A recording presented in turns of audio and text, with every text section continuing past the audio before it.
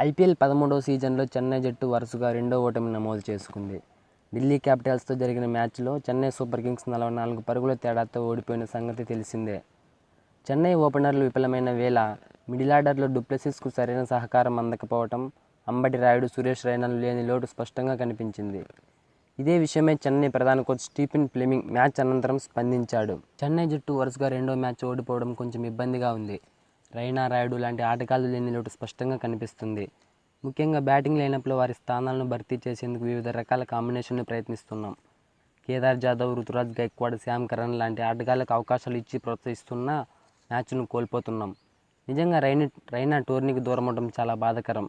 అతను నిన్నటి మ్యాచ్లో ఆడి ఉంటే జట్టుకు గెలిచే అవకాశాలు ఉండేవేమో. టాప్ ఆర్డర్, మిడిల్ ఆర్డర్ ఛేదించాల్సిన టార్గెట్ ఎక్కువగా ఉన్నప్పుడు ఒత్తిడికి తట్టుకుని నిలకడగా ఆడుతూ బ్యాటింగ్ చేయగల ఆటగాళ్లు ఇప్పుడు జట్టులో కనిపించడం లేదు. ఇక బౌలింగ్ విషయానికి వస్తే మా జట్టు స్పిన్ విభాగం మరింత బలహీనంగా తయారైంది. వరుసగా 2 మ్యాచ్లు చూసుకుంటే పీయూష్ చావ్లా, రవీంద్ర జడేజా పరుగులు నియంత్రించడంలో పూర్తిగా విఫలమయ్యారు. దీనికి కారణం లేకపోలేదు. చెన్నై జట్టు ఆడిన 3 మ్యాచ్లు 3 గ్రౌండ్స్లో ఆడింది. పిచ్ పరిస్థితులకు తగ్గట్టు ఏ విధమైన బౌలింగ్ శైలి నడుస్తుందన్నది చెప్పడం కష్టమైంది. ఐపీఎల్ మొదలైన వారం రోజుల్లో 3 వేదికలపైన అవగాహన వచ్చింది. ఇక ముందు పిచ్ పరిస్థితులకు తగ్గట్టుగా బౌలర్లను ఉపయోగించాల్సిన అవసరం ఉంది. పేస్ విభాగంలో కూడా ఒక అంచనాకు వచ్చాం. రానున్న మ్యాచ్లో వీటిపై దృష్టి సారిస్తూ తప్పులను సరిచేసుకుంటాం అంటూ తెలిపాడు. ఇక రాజస్థాన్ రాయల్స్తో జరిగిన మ్యాచ్లో 7వ స్థానంలో బ్యాటింగ్కు వచ్చిన ధోనీ విమర్శల పాలైన సంగతి తెలిసిందే. ఇక ఢిల్లీ క్యాపిటల్స్తో జరిగిన మ్యాచ్లో 6వ స్థానంలో బ్యాటింగ్కు వచ్చాడు. అయితే అప్పటికే దాదాపు ఓటమి ఖరారైపోయింది. 24 బంతుల్లో 75 పరుగులు చేయాల్సిన దశలో క్రీజులోకి వచ్చిన ధోనీ ధాటిగా ఏం ఆడలేకపోయాడు.